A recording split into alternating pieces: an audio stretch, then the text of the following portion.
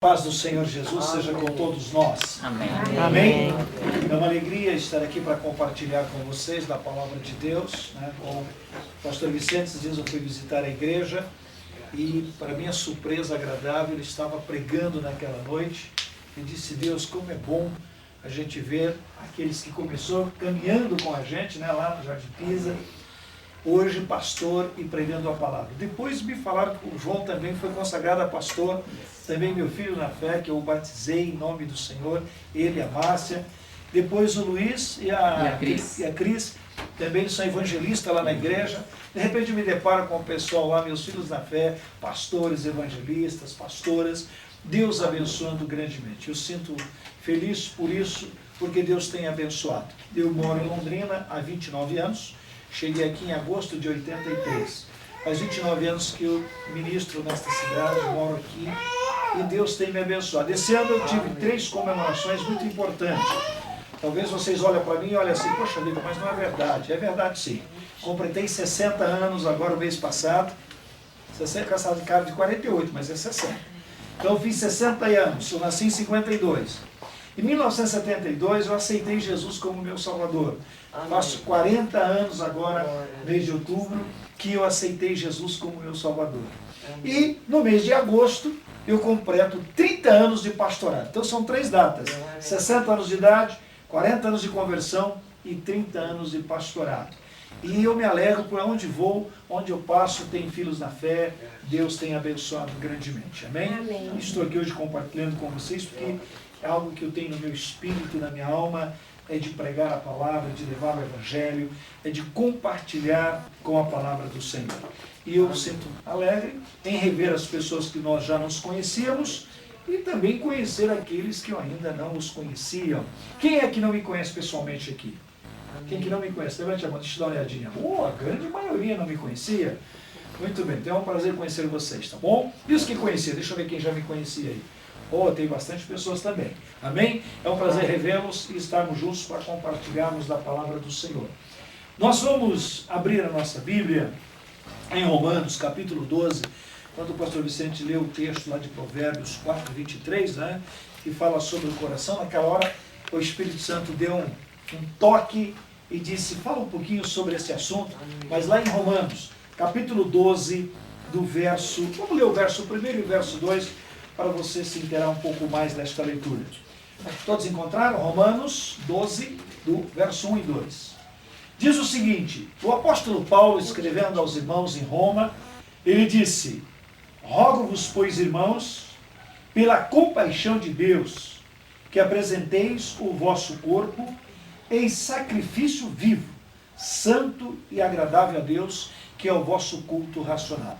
Verso 2 diz o seguinte: não vos conformeis com este mundo, mas transformai-vos pela renovação do vosso entendimento, para que experimenteis qual seja a boa, agradável e perfeita vontade de Deus. Amém? Amém. Então, quando nós olhamos para a expressão do apóstolo Paulo aos irmãos em Roma, quando ele já estava em Roma como prisioneiro, ele foi transportado de Jerusalém para Roma, acusado por pregar o evangelho, por levar a palavra de Cristo. Ele então teve ali um período de tempo que ele teve a oportunidade de pregar a palavra. E o apóstolo Paulo, entre os apóstolos, ele era o mais intelectual de todos. O apóstolo Paulo, ele foi instruído aos pés de Gamaliel.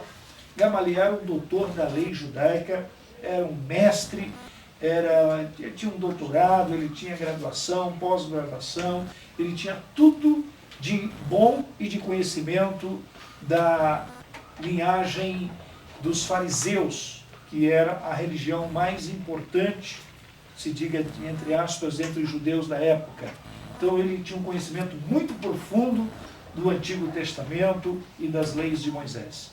Mas agora, ele se convertendo ao cristianismo, ele começa a trazer as revelações da palavra de Deus para o povo da época de Cristo, provando por todos os termos da Bíblia que Jesus Cristo é o Messias, que Jesus Cristo é o Filho de Deus e aquele que Deus havia prometido para a restauração, não só de Israel, mas de todos quantos o receber e o aceitar como seu único, suficiente, exclusivo, eterno Senhor e Salvador das suas almas. Então agora Paulo começa a trazer uma palavra aos irmãos em Roma. Rogo-vos, pois, irmãos, pela compaixão de Deus, que apresenteis o vosso corpo em sacrifício vivo, santo, agradável a Deus, que é o vosso culto racional. Quando Paulo fala sobre esse sacrifício, ele não está falando de tortura, como a gente vê hoje, né? Muitas pessoas fazem promessas, pastor, acho que vocês já viram isso na televisão muitas vezes, fazer promessa de carregar a cruz nas costas, de andar quilômetros e quilômetros a pé, fazendo sacrifícios voluntários, outros subindo escadarias de igreja, sangrando para fazer sacrifício, mas ele faz aquele sacrifício momentâneo. Ele faz aquele sacrifício naquele momento como uma promessa, como um voto, como aliança com Deus.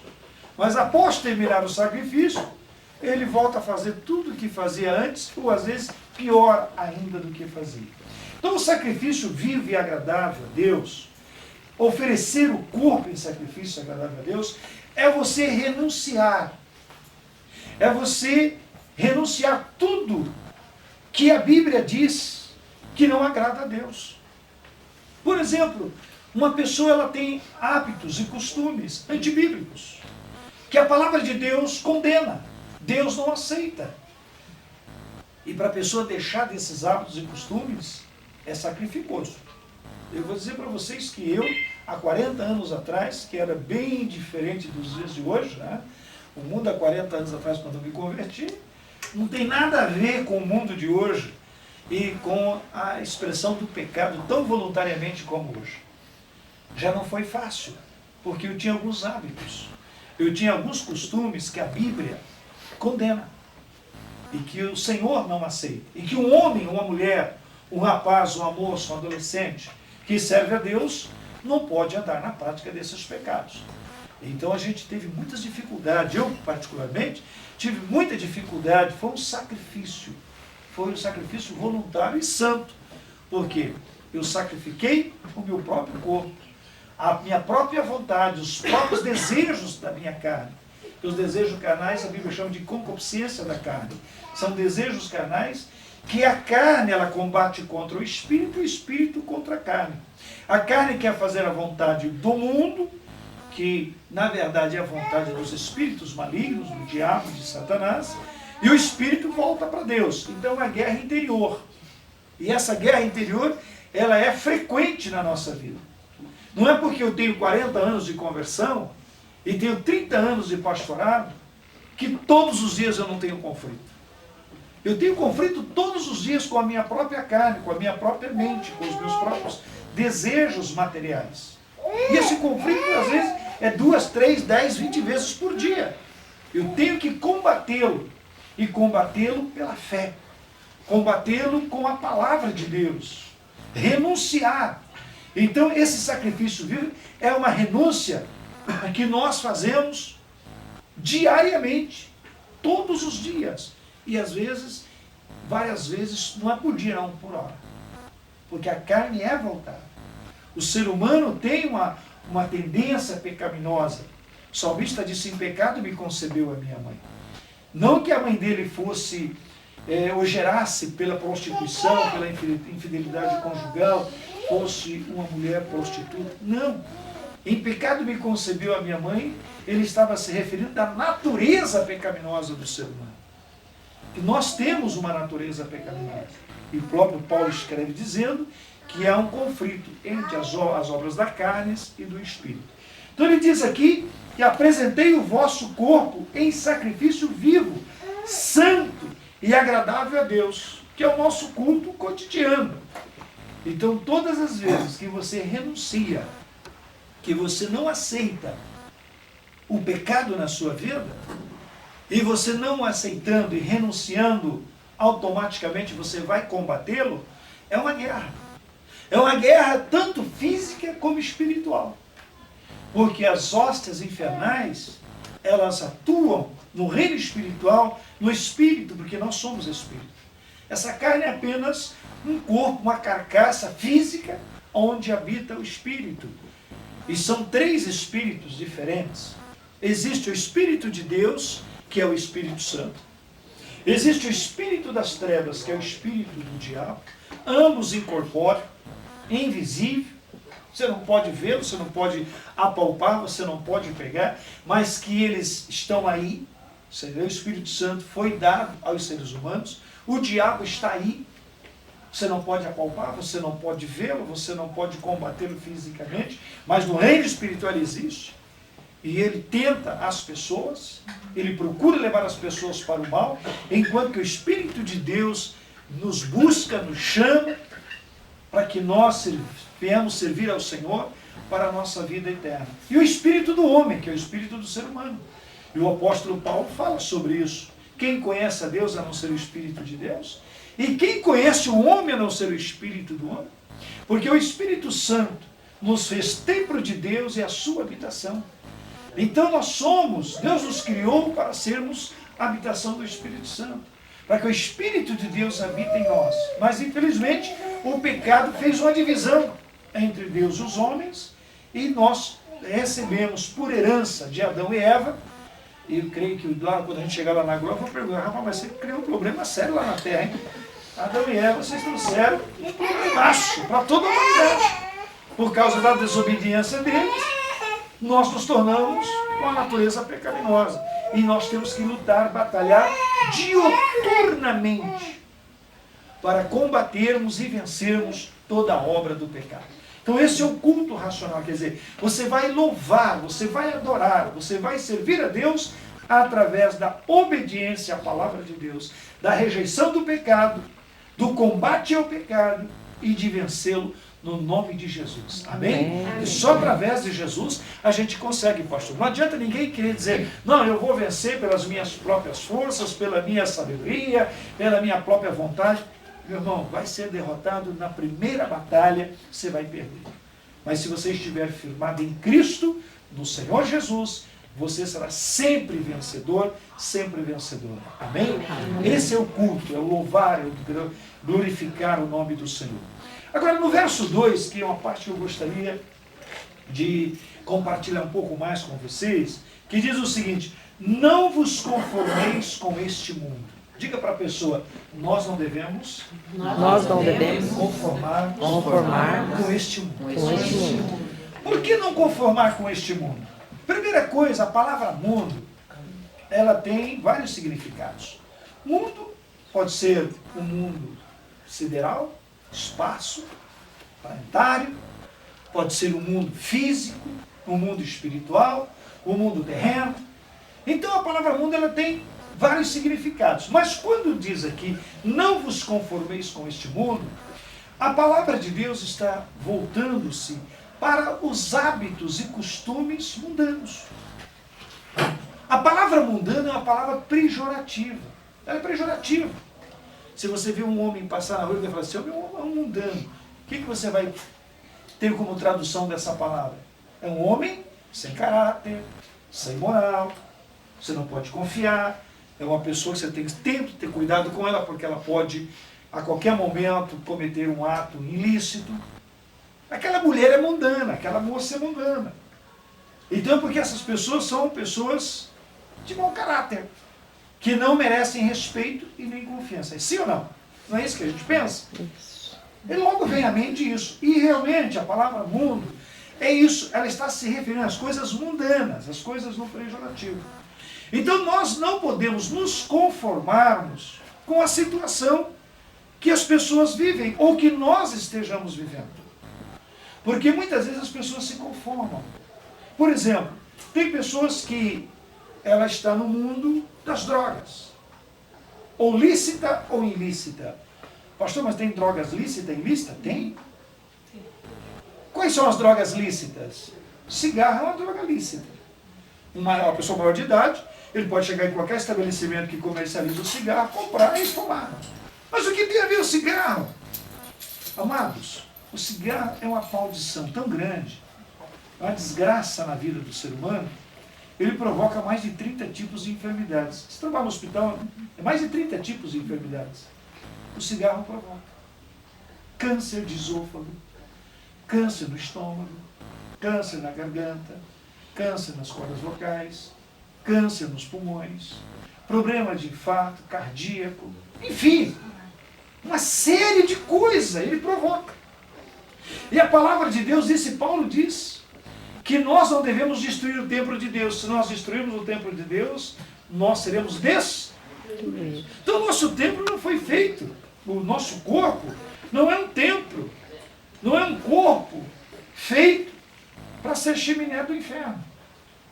Ficar soltando fumaça pelas narinas, pela boca, para quê? O que ele traz de benefício? Nada, é só maledicência. E o pior, que não é só a pessoa que usa que é prejudicada, quem está do lado também. Às vezes as pessoas do lado são mais prejudicadas pelo cigarro, pela fumaça, do que aquela própria pessoa que está fumando. Então tem muitos casos que já aconteceu. Uma certa feita mesmo, uma família se revoltou, os filhos, contra o pai, porque a mãe contraiu um câncer de pulmonar. E o médico foi fazer os exames, nos exames foi dado um diagnóstico que ela tinha um câncer de pulmão, os pulmões estavam cancerosos, e cujo motivo do câncer era a nicotina no cigarro. E se revoltaram contra o médico. Não, mas a minha mãe nunca fumou, disse o filho. A paciente disse, doutor, mas eu nunca fumei na minha vida. Como que eu estou com câncer nos pulmões provocado pela nicotina do cigarro? E disse, e o seu esposo? Não, ele fuma a vida toda.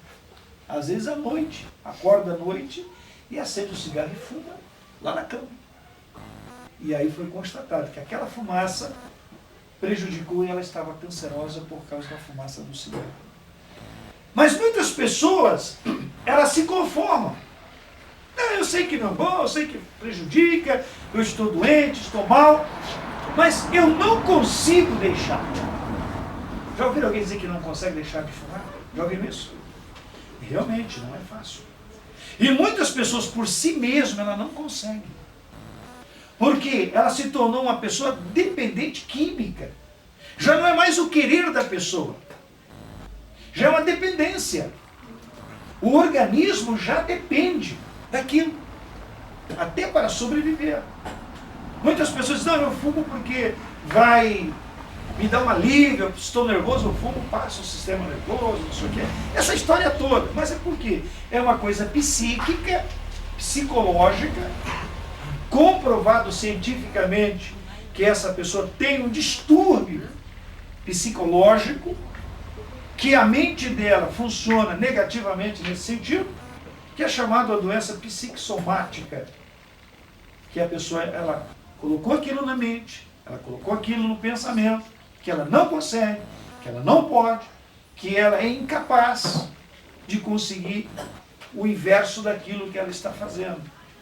Então isso psicologicamente, o diabo, o nosso inimigo, ele usa desta força, pastor, e entra na mente da pessoa para que ela pense só no pejorativo.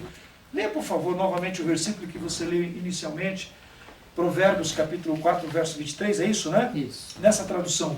Preste atenção. Guarda com toda a diligência o teu coração, porque dele procedem as fontes da vida.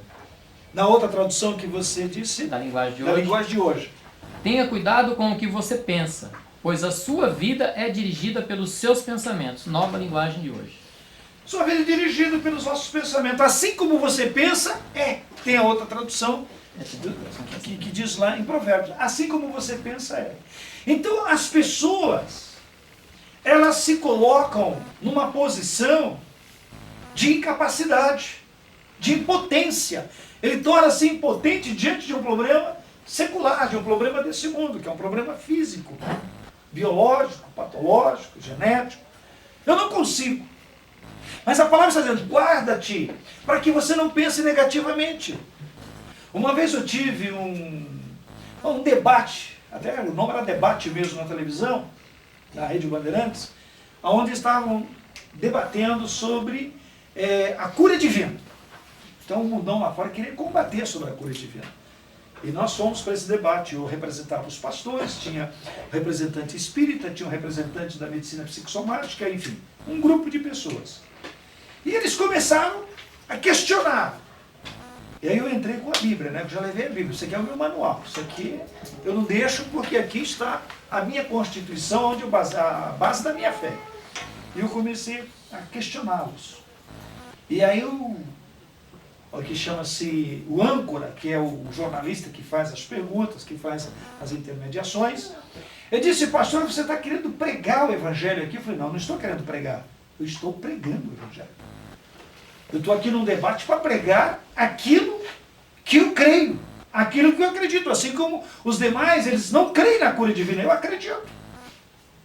Aí levantou um médico, que era representante da medicina psicossomática, e disse: mas é na força do pensamento. Em 1800, falou lá 1800 qualquer coisa, começou um estudo sobre a medicina psicossomática, que as pessoas desenvolvem a doença, desenvolvem a enfermidade segundo o pensamento. Não é isso que diz a medicina psicossomática? Ele desenvolve, tem câncer, ele coloca na cabeça que ele tem um câncer, e por esse pensamento negativo, começa o cérebro a liberar substâncias químicas cancerígenas, e daqui a pouco ele está com câncer. Ah, estou com problema nos rins, não tem nada a ver com rim, às vezes até dormiu de mau jeito, alguma coisa, mas ele bota na cabeça que tem problema nos rins. E problema no rim, e o rim daqui, e o rim dali, e o rim de lá, e daqui a pouco ele vai estar com problemas renais. Pelo pensamento, como diz lá, né? A tua vida está aí no teu pensamento. Não vos conformeis com este mundo, ou com essa situação, com esta crise que você está enfrentando. Você não pode conformar, mas transformai-vos pela renovação do vosso entendimento. E aí chegou numa altura em que eles começaram a discutir. Eu disse: vocês estão muito atrasados. Como atrasados? Falei: a medicina psicossomática começou a estudar sobre o assunto em 1800 e qualquer coisa, em 1910 eles já chegaram à conclusão, em 1952 não tiveram mais dúvidas, que a grande maioria das enfermidades hoje são problemas psicossomáticos. A pessoa primeiro ela contrai na mente, depois ela passa para o corpo físico, pela liberação dessas substâncias químicas. Digo: então vocês estão muito atrasados. Por quê? Porque nós já estamos na era 2000 de Cristo. E há mais de 1000 anos atrás, ou 3000 anos atrás, Salomão já escreveu sobre o assunto. Vocês começaram agora, tem 100 e poucos anos. A Bíblia já fala há 3000 anos disso. Então o que nós precisamos? Nós precisamos transformar, pense bem, ó, não vos conformeis com este mundo, e tantas outras coisas que eu podia enumerar. Casamento. Meu casamento acabou. Já ouviu alguém dizer isso? Meu casamento acabou? Não dá mais. Vou fazer o divórcio, vou pedir a separação. Já ouviram isso? E põe na mente que o casamento acabou. O que vai acontecer? Bem rápido, vai acabar antes do que ela pensa, ou do que ele pensa. Então tem que mudar o pensamento. Não consigo deixar das drogas. Me tornei um dependente químico, agora eu não vou conseguir me livrar disso. Ou meu filho, ou a minha filha, ou meu pai, ou minha mãe é um dependente químico, não vai conseguir. Vai conseguir sim, mas tem que começar por aqui. Eu não aceito isso, eu não admito isso na minha vida, em nome de Jesus. Mas não é pela sua força física ou intelectual, ou nem pela sua força de vontade. É pelo poder de Deus, é pela graça de nosso Senhor Jesus Cristo. Não vos conformeis, mas transformai-vos pela renovação do vosso entendimento. Então você precisa renovar o pensamento. Deixar de pensar, deixar de raciocinar, deixar de imaginar todas as vezes, ou todos os dias, que não dá, que não pode, que não consegue. Você tem que inverter. Você tem que renovar a tua mente. Eu vou conseguir no nome de Jesus. Amém. Essa vitória é minha. Eu não aceito. E aí você vai para a guerra. Você vai para a luta, você vai para a batalha. Você entendeu? Porque nada nesse mundo você vai conseguir de graça. Eu acho assim, algo até interessante, muitos pregadores, eu aprendi assim, depois eu falei: mas não pode, fui buscar na revelação da palavra e cheguei a uma conclusão. Eu creio que muitos aqui já ouviram isso, principalmente os mais antigos na fé. A salvação é de graça. Já ouviram falar isso? A salvação é de graça? Já ouviram?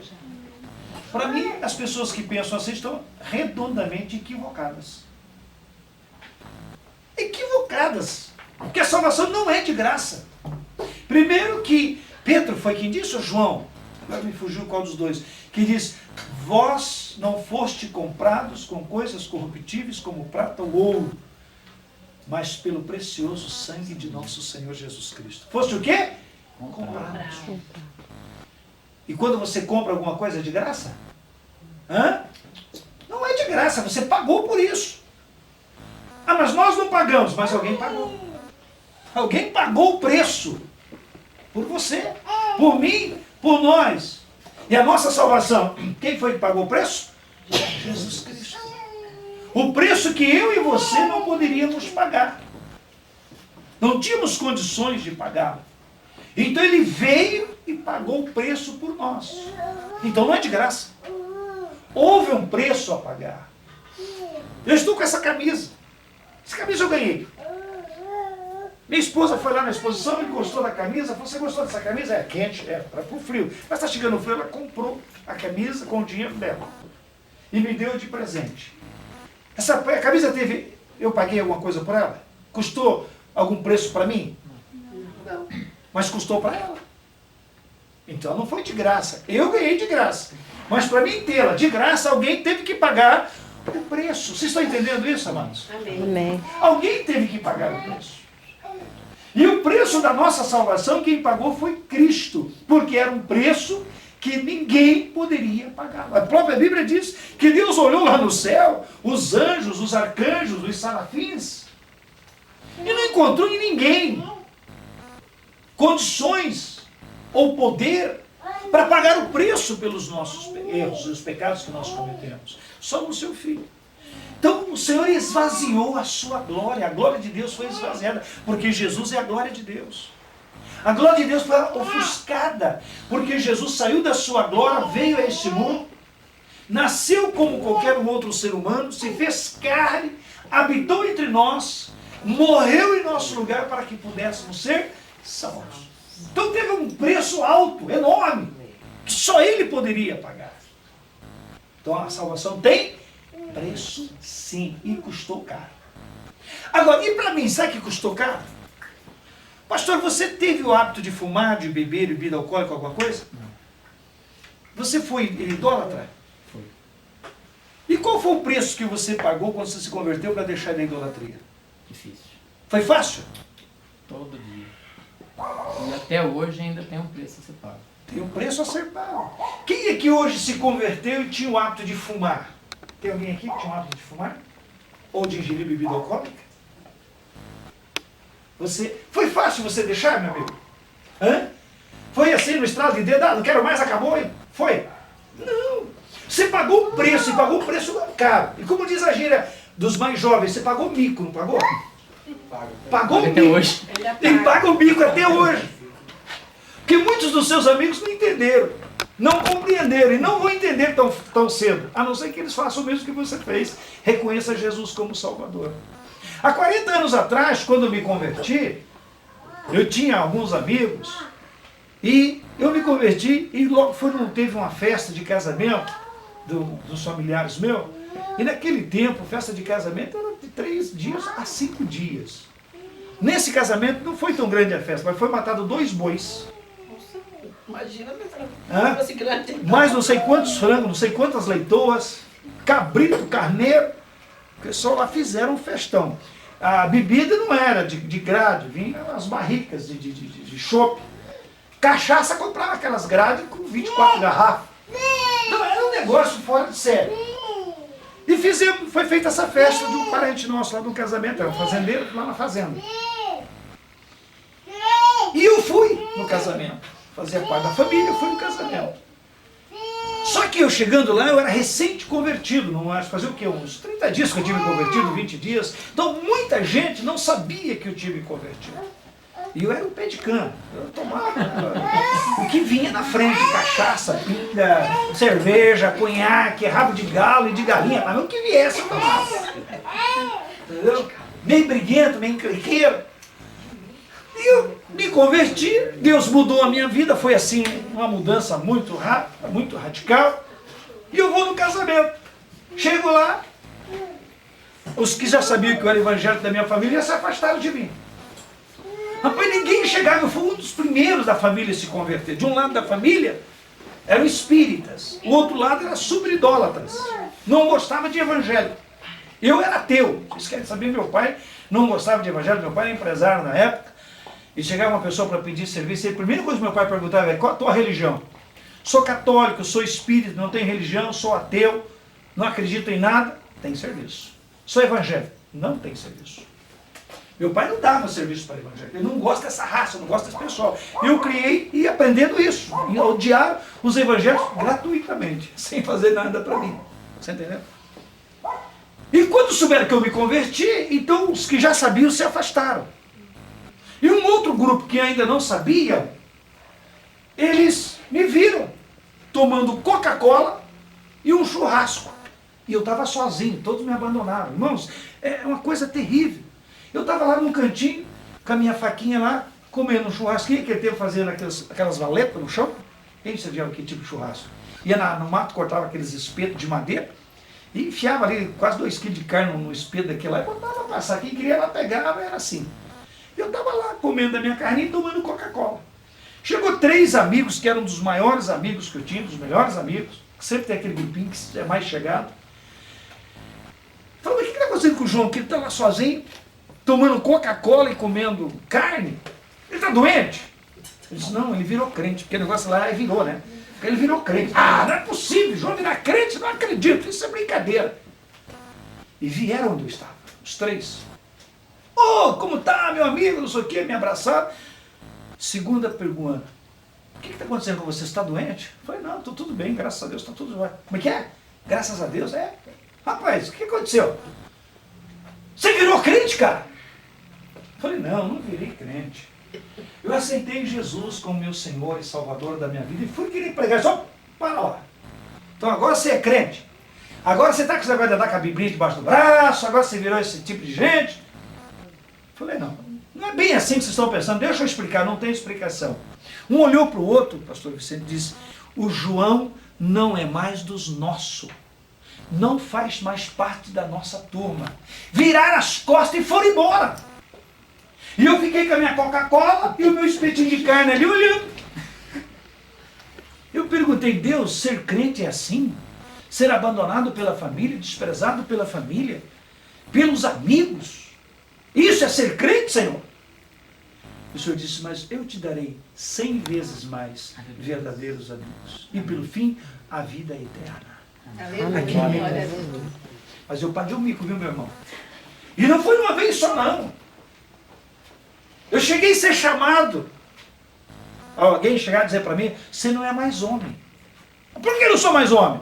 Porque eu deixei de ir para o meretrício, eu deixei de frequentar as zonas de meretrício que tinha naquele tempo, a prostituição, o adultério. Então agora você não é mais homem? Eu falei: eu sou homem muito mais do que eu era antes. Não do que eu vivia e a vida que eu tinha.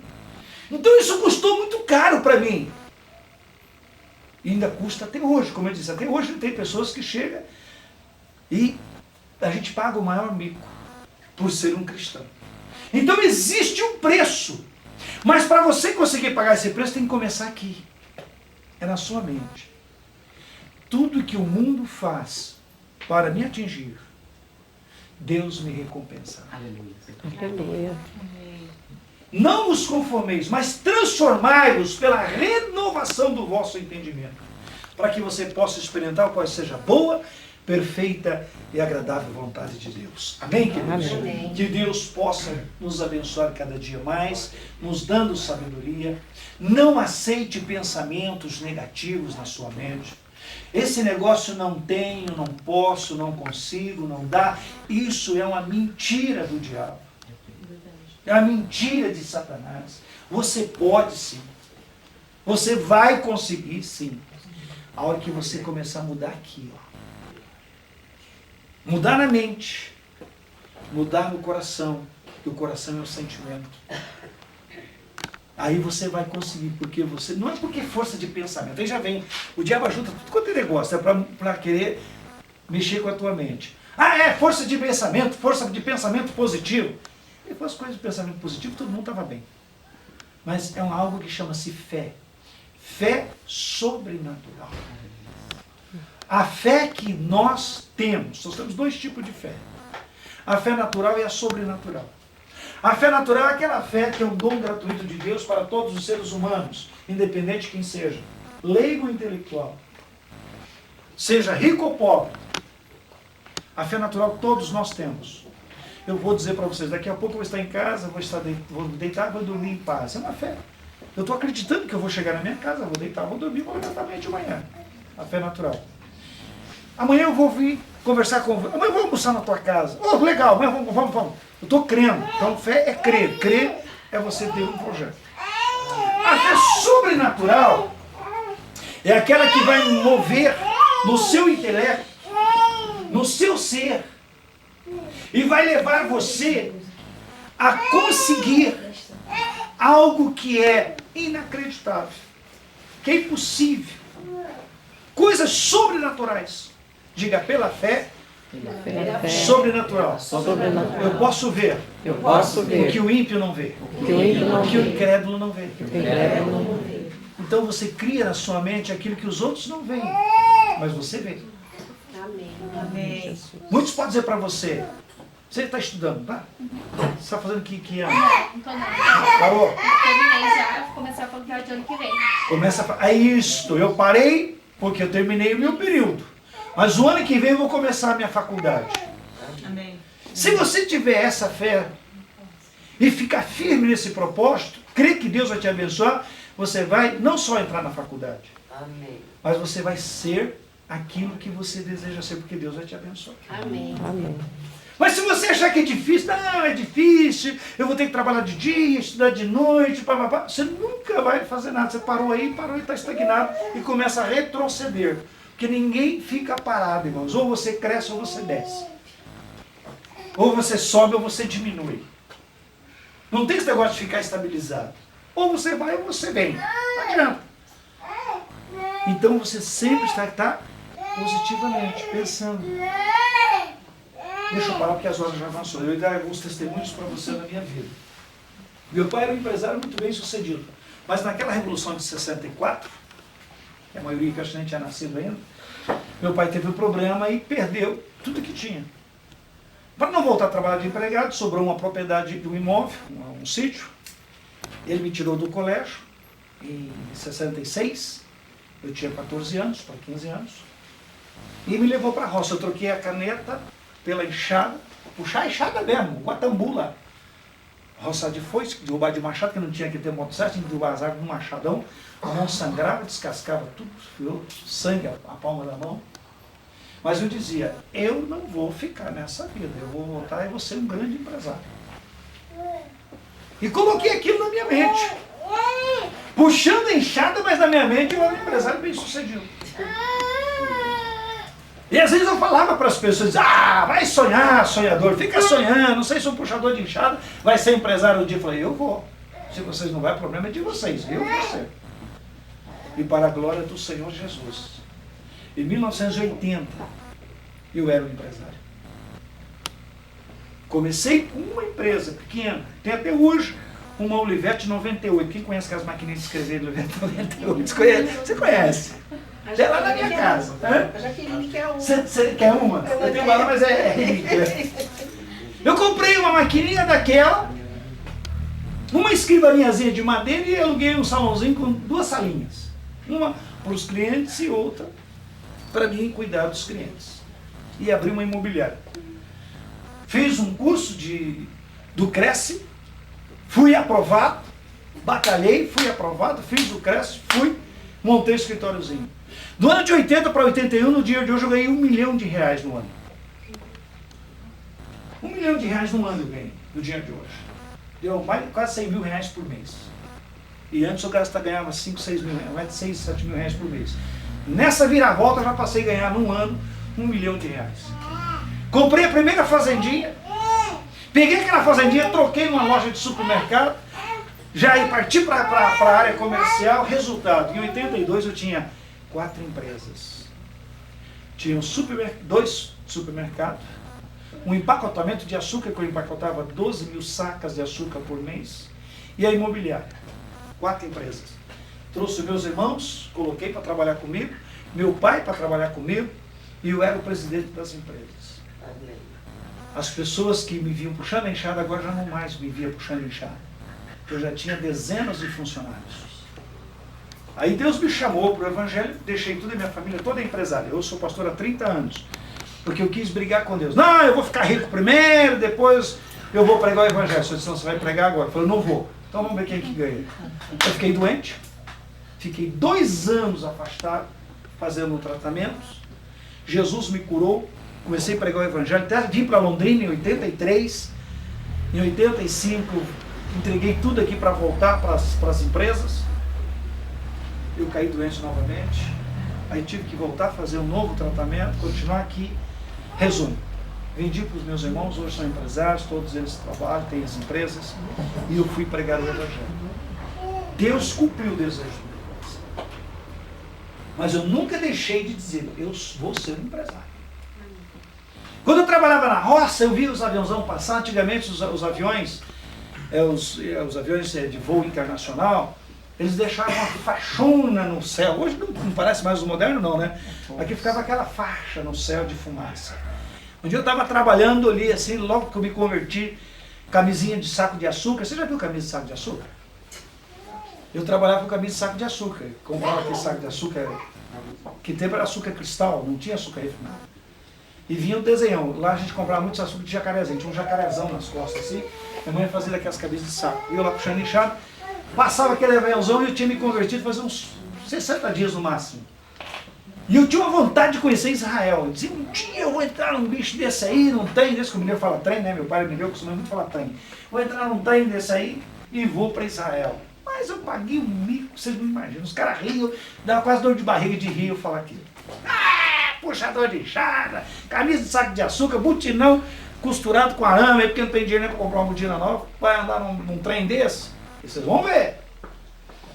Irmãos, eu não fui uma vez só a Israel, eu fui 2 vezes para Israel. Eu não andei uma vez só num trem daquele, eu andei várias vezes. Porque Deus me deu graça. Eu coloquei na minha cabeça, eu vou. Deus vai me levar. Deus vai me dar. Eu cruzei o oceano várias vezes. Por quê? Porque eu pensei assim. Conheço vários países. Um puxador de enxada. Só que eu coloquei na minha cabeça e disse, Deus vai me abençoar. Deus vai me dar, Deus vai me conceder. E não vou abrir mão disso. Agora, tudo isso tem um preço. E até hoje eu trabalho no mínimo 12 horas por dia. Não é porque sou pastor que eu fico na boa, não. Eu todos os dias, o dia que eu deito cedo é meia-noite, o dia que eu levanto tarde é 6h30 da manhã, 7 horas da manhã. Às vezes eu fico na frente do meu computador lá 3, 4, 5 horas ali estudando a Bíblia, lendo, escrevendo, fazendo, indo e vindo. Então você tem que se esforçar, mas você tem que ter uma renovação na mente, cada dia. Amém? Amém. E essa palavra fica para vocês, jovens.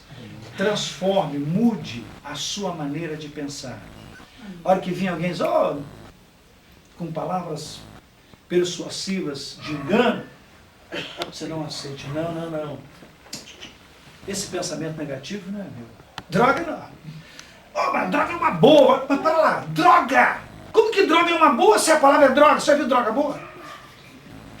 Isso aqui é uma droga, porque não presta. Então põe na tua mente, isso é droga, isso não presta, isso não serve para mim. Deus tem coisas melhores. Amém? Amém. Passei 5 minutos do horário. Deus abençoe vocês. Foi um prazer compartilhar com vocês nessa noite. Espero que o Espírito Santo trabalhe na sua mente e essas palavras possam ser frutíferas para você. E diga para a pessoa que está do seu lado aí, fala para essa pessoa, não vos conformeis com este mundo. Não vos conformeis com este mundo. Mas transformai-vos pela renovação do vosso entendimento. Para que experimenteis. Qual seja a boa, agradável, e perfeita vontade de Deus para a sua vida. Amém? Diga para a pessoa mais uma vez, eu gosto que as pessoas falam, porque segundo o que a gente aprende, cientificamente falando, quando você só ouve, você aprende 25%. Quando você ouve e repete o que você ouviu, você tem 50% de possibilidade de aprender. Quando você ouve, fala e escreve o que você ouviu e falou e escreveu, você tem 75% de aprendizagem. Por isso que eu gosto que as pessoas ouvem e falam. Culto que eu prego, às vezes as pessoas, você lembra, sabe disso? Muitas vezes eu falo para as pessoas repetir para gravar e memorizar. Diga para a pessoa Jeremias, capítulo 29, versículo 11, na linguagem de hoje, o Senhor diz o seguinte: só eu conheço os planos que eu tenho para você. Planos de prosperidade e não de desgraça. De um futuro cheio de esperança. Amém? Então, o plano de Deus para você é de prosperidade e não de desgraça. E de um futuro cheio de esperança. Prosperidade, outro dia eu volto para falar para vocês, tá bom? Amém. Mas grave isso aí e põe em prática. Senhor, obrigado. Em nome de Jesus, estou agradecido pela palavra, em nome do Senhor. Amém. Para encerrar isso, o Vinícius, meu filho mais velho, o Vinícius, aquele que levantou a mão, meu filho mais velho. Ó, o rapaz do chapéu lá? Isso, do chapéu.